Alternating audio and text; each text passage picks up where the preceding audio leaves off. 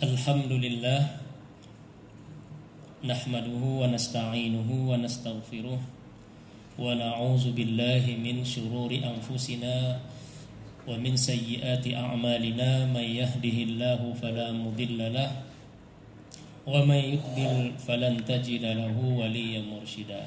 Asyhadu an la ilaha illallah wahdahu la syarika lah wa asyhadu anna Muhammadan abduhu wa rasuluh la nabiyya ba'dah. Amma ba'du.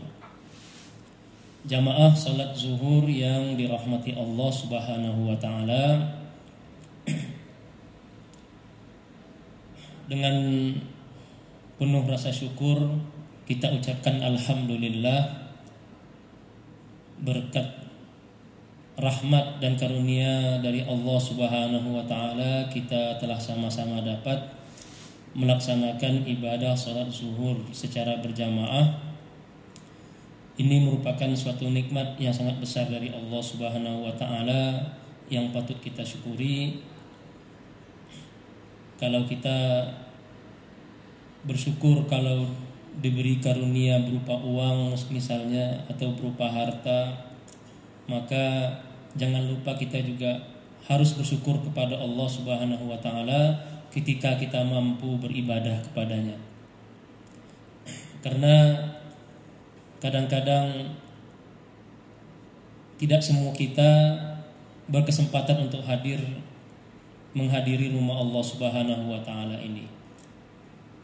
Dan tidak setiap waktu juga kita bisa menghadiri rumah Allah, panggilan Allah Subhanahu wa taala.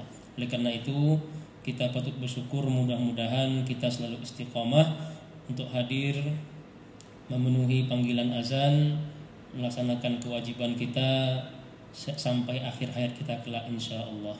Amin ya rabbal alamin. Jamaah salat zuhur yang dirahmati Allah Subhanahu wa taala, seperti biasa kita duduk sejenak sambil beristirahat mendengarkan sebuah hadis dari Rasulullah sallallahu alaihi wasallam yang kita ambil dari kitab Al-Arba'in An-Nawawiyah yang ditulis oleh Al-Imam Abu Zakaria Yahya bin Syaraf An-Nawawi rahimahullahu taala, seorang ulama yang wafat pada tahun 676 Hijriah. Pada pertemuan yang lalu, jamaah yang dirahmati Allah, kita sudah sampai pada hadis yang ke-12. Maka pada siang hari ini pengajian singkat kita akan membahas hadis yang ke-13. Bismillahirrahmanirrahim. Qala al-musannifu rahimahullahu taala wa nafa'ana bihi wa bi'ulumihi fid dharain amin. Al-hadis as-salis asyar, hadis yang ke-13. An Abi Hamzah Anas bin Malik radhiyallahu anhu khadimi Rasulillah sallallahu alaihi wasallam. Anin Nabi sallallahu alaihi wasallam qala la yu'minu ahadukum hatta yuhibba li akhihi ma yuhibbu li nafsihi, rawahul Bukhari wa Muslim. Hadis yang ke-13. An Abi Hamzah, dari Abu Hamzah Anas bin Malik radhiyallahu anhu, yaitu Anas bin Malik radhiyallahu anhu, khadimi Rasulillah sallallahu alaihi wasallam, pelayan Rasulullah sallallahu alaihi wasallam.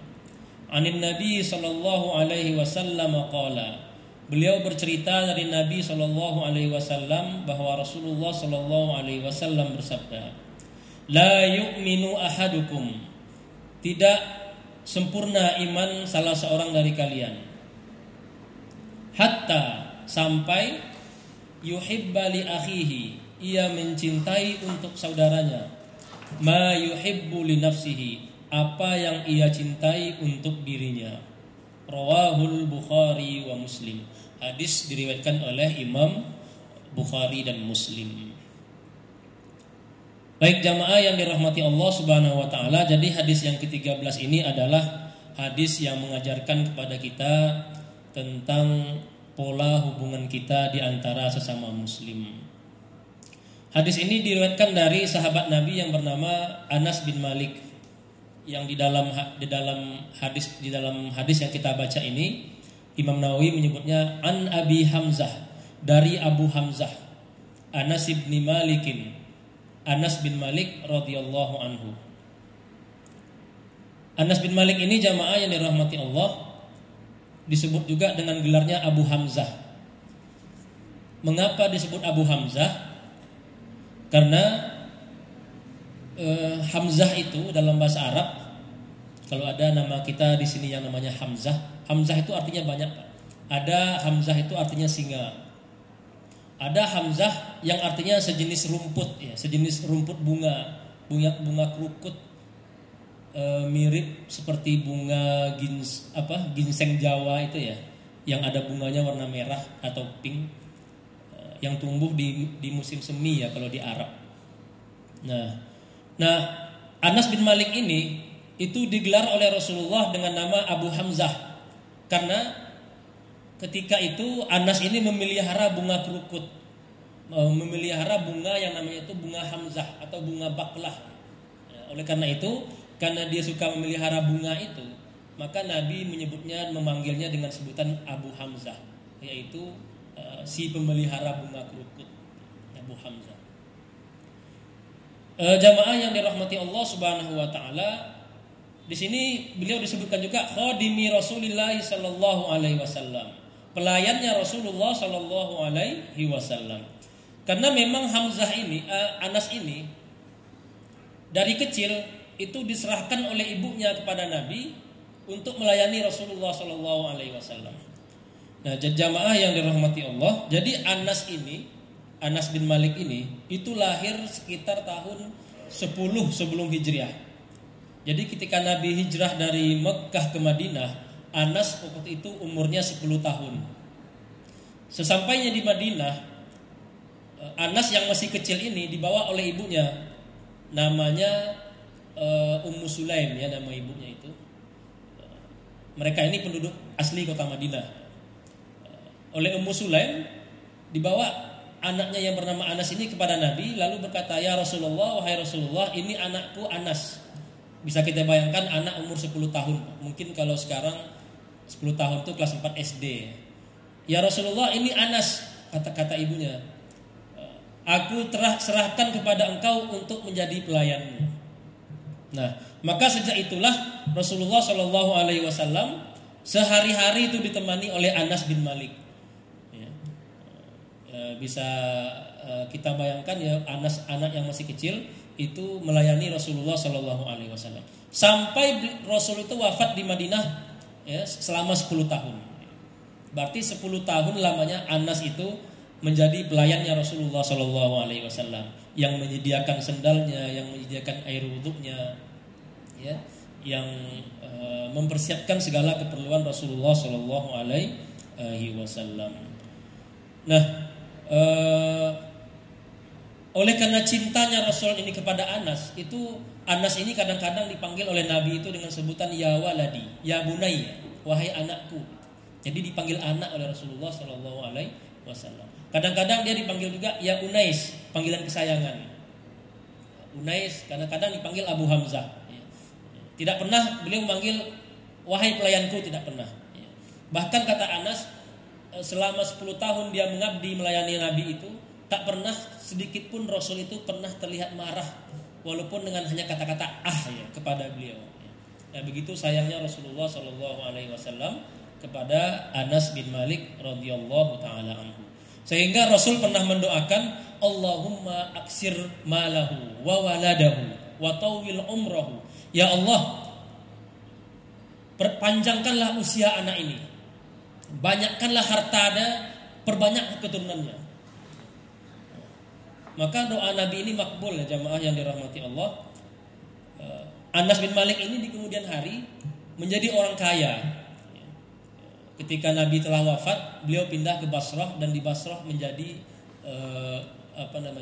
orang yang cukup terpandang ya, sangat terpandang. Dan punya banyak anak keturunan. Bahkan diriwayatkan anak-anak dan cucunya itu berjumlah sekitar 120 orang anak dan cucu ya. dari Anas bin Malik ini. Tapi kebanyakan di antara cucu dan anaknya itu ada banyak yang meninggal ketika terjadi wabah kolera yang menyerang Basrah di Irak waktu itu, sehingga sekitar 80 atau 70 anaknya ini meninggal oleh pandemi kolera pada waktu itu ya. Dan beliau juga sesuai doa Nabi itu, ya Allah panjangkanlah umurnya, termasuk sahabat Nabi yang panjang umurnya. Ketika Anas itu meninggal pada tahun 93 Hijriah, itu usia Anas waktu itu sekitar 100 atau 103 tahun. Jadi usianya dipanjangkan oleh Allah sampai beliau meninggal sampai usia 103 tahun atau 100 tahun. Nah inilah berkat dari doa Rasulullah SAW. Karena usianya yang panjang ini, maka Anas ini termasuk salah satu sahabat Nabi yang paling banyak meriwayatkan hadis. Dicatat ada sekitar 2.200 atau 2.800 hadis, 2.286 hadis yang diriwayatkan oleh Anas bin Malik ini dari Rasulullah Sallallahu Alaihi Wasallam. Nah jamaah yang dirahmati Allah Subhanahu Wa Taala, termasuklah hadis yang ini. Hadis ini Anas mengatakan, anin Nabi Sallallahu Alaihi Wasallam, dari Nabi Sallallahu Alaihi Wasallam, beliau bersabda, qala, la yu'minu ahadukum, tidak beriman salah seorang di antara kalian. Para ulama mengatakan tidak beriman ini maksudnya tidak sempurna imannya. Karena kalau orang sudah bersyahadat itu pasti berimannya. Tapi apakah dengan syahadat itu sudah cukup iman kita? Tentu belum. Maka Rasulullah di sini mengajarkan apa tanda sempurnanya iman seseorang. Rasulullah mengatakan hatta yuhibba li akhihi, sampai dia mencintai untuk saudaranya. Ma yuhibbu li nafsihi, apa yang ia cintai untuk dirinya sendiri. Maksudnya jamaah yang dirahmati Allah, jangan sampai kita salah arti ya. Kita sering mendengar orang menerjemahkan hadis ini sampai dia mencintai saudaranya sebagaimana dia mencintai dirinya sendiri. Padahal hadis ini bukan begitu bunyinya. Maksudnya sampai dia mencintai untuk saudaranya apa yang ia cintai untuk dirinya sendiri. Dalam riwayat lain juga dalam Bukhari Muslim dari Anas, itu hadis ini bunyinya lebih spesifik lagi. La yuhibbu ahadukum, tidak beriman salah seorang di antara kalian, hatta yuhibba li jarihi, sampai dia mencintai untuk tetangganya. Ma yuhibbu li nafsihi, seperti apa yang ia cintai untuk dirinya. Jadi kadang-kadang hadis ini berbunyi untuk saudaranya, dan yang di dalam riwayat lain bunyinya untuk tetangganya. Nah jamaah yang dirahmati Allah Subhanahu Wa Taala, hadis ini menunjukkan kepada kita bahwa sesama Muslim itu adalah bersaudara. Karena Nabi di sini menyebutkan li akhihi, untuk saudaranya. Ketika menyebut kata-kata saudara, akhun dalam Al-Quran itu konotasinya banyak. Ada akhun itu maknanya saudara kandung, ya. Ikhwatu Yusufa, kata Allah dalam Al-Quran, saudara kandung Yusuf. Ada akhun itu kadang-kadang artinya saudara sesuku atau sebangsa. Allah mengatakan wa ila adin akhahum Huda, dan kepada kaum Ad kami utus saudara mereka yang bernama Hud, ya. Nah, di situ digunakan juga akhuhum, ya, saudara. Ada kalanya akhun itu berarti saudara seagama. Innamal mu'minuna ikhwah. Sesungguhnya orang-orang yang beriman itu bersaudara. Artinya jamaah yang dirahmati Allah Subhanahu Wa Taala, kalau kita sudah menyatakan diri beriman kepada Allah, kalau kita sudah menyatakan diri sebagai orang Islam, maka orang Islam lain itu adalah saudara kita. Bahkan hubungannya melebihi saudara kandung kita sendiri. Kalau kita punya saudara kandung tapi tidak Islam, lalu kita punya saudara lain yang seagama, se-Islam, maka hubungan kita dengan yang seagama ini itu lebih kuat daripada yang saudara yang sekandung sedarah ini. Nah, begitu kuatnya ikatan keimanan atau ukhuwah imaniyah atau ukhuwah islamiyah itu, yang kadang-kadang itu melebihi kuatnya hubungan antar sedarah yang tidak seiman. Oleh karena itu kadang-kadang dalam fikih dikatakan bahwa kalau saudara itu tidak seiman, itu tidak saling mewarisi, ya. Orang yang tidak seiman, la yarisul muslim al kafira walal kafirul muslim. Orang kafir tidak bisa mewarisi orang Islam. Begitupun sebaliknya, orang Islam tidak bisa mewarisi orang kafir. Walaupun mereka itu sedarah, ayah dan ibu, saudara kandung, suami istri, tidak saling mewarisi. Tapi kalau dia seiman, nah itu kadang-kadang bisa mewarisi, walaupun kadang-kadang tidak sedarah. Nah jamaah yang dirahmati Allah Subhanahu wa taala.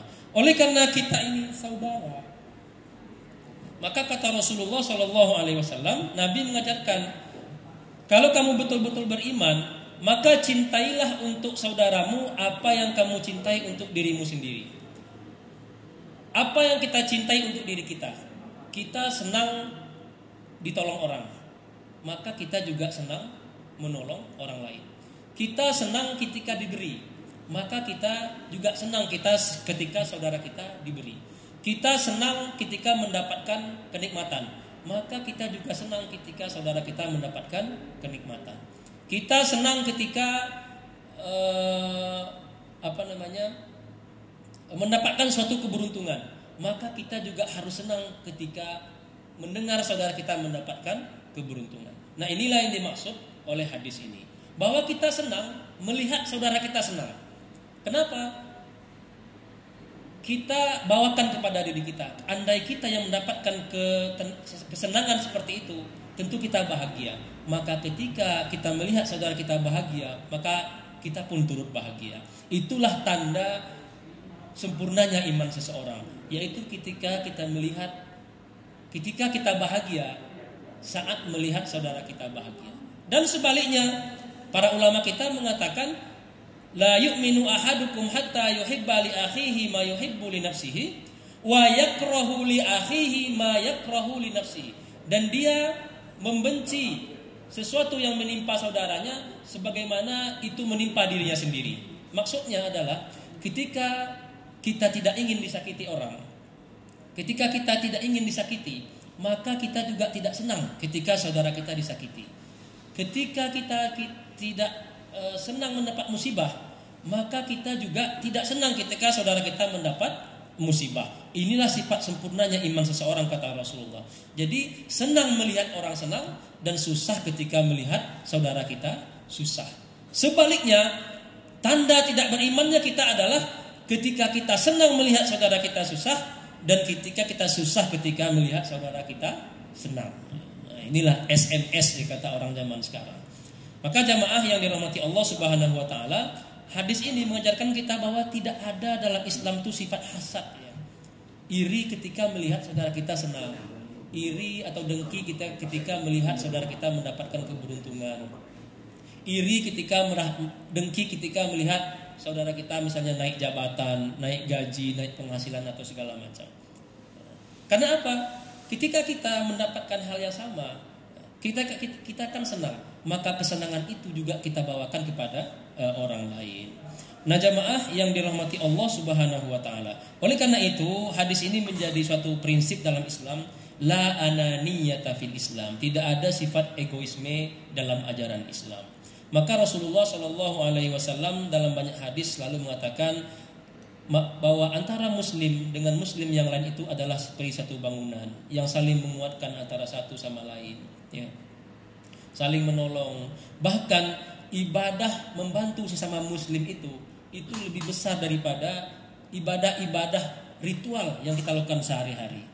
Dalam sebuah hadis yang sahih Rasulullah Shallallahu alaihi wasallam dalam riwayat Ibnu Abbas, beliau mengatakan, la an amshi fi hajati akhi. Aku keluar menolong saudaraku, membantu keperluannya. Khairul li an a'takifa fi masjid haza 10 sinin. Atau dalam riwayat lain syahraini. Membantu orang lain, membantu hajat orang lain, membantu keperluan saudara kita, itu lebih baik daripada beriktikaf di masjid ini, kata Rasulullah. Maksudnya beriktikaf di Masjid Nabawi lebih baik daripada beriktikaf selama 2 bulan. Atau dalam hadis lain itu selama 10 tahun. Kita membantu saudara kita walaupun dengan bantuan yang sederhana, itu kata Rasulullah lebih baik dan lebih besar pahalanya daripada beriktikaf di Masjid Nabawi 2 bulan atau bahkan 10 tahun. Nah begitulah fadilah tolong menolong atau membantu sesama saudara kita, sesama muslim. Maka seringkali Rasulullah mengingatkan kepada kita tentang hak-hak sama kita, sesama saudara, sesama muslim. Bahkan Rasulullah dalam hadis yang sahih juga mengatakan wa tu'inu ala dabbatihi fatahmiluhu 'alaiha.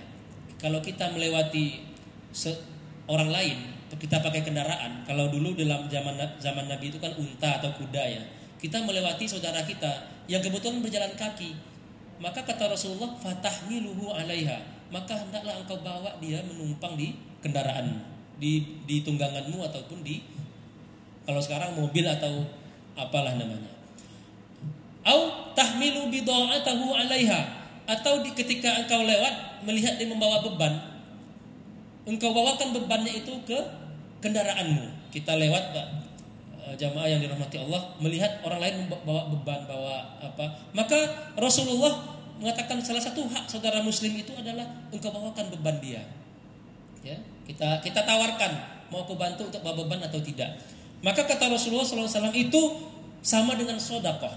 Sedekah nilai yang sangat besar pahalanya di sisi Allah Subhanahu wa taala. Nah, jamaah yang dirahmati Allah Subhanahu wa taala, inilah penjelasan singkat dari hadis yang ke-13 ini. Sebenarnya sangat luas sekali pembahasan dari hadis ini, tapi tentu tidak bisa kita uraikan semuanya karena keterbatasan waktu. Mudah-mudahan yang sedikit ini menjadi ibrah bagi kita bersama, dan Allah selalu menumbuhkan jiwa tolong menolong di dalam diri kita, dan kita menjadi umatnya yang dicintai oleh Rasulullah Sallallahu Alaihi Wasallam. Saya mohon maaf atas segala kekhilafan, kepada Allah saya mohon ampun. Saya tutup dengan doa kafaratul majlis. Subhanakallahumma bihamdika asyhadu an la ilaha illa anta astaghfiruka wa atubu ilaik. Wassalamualaikum warahmatullahi wabarakatuh.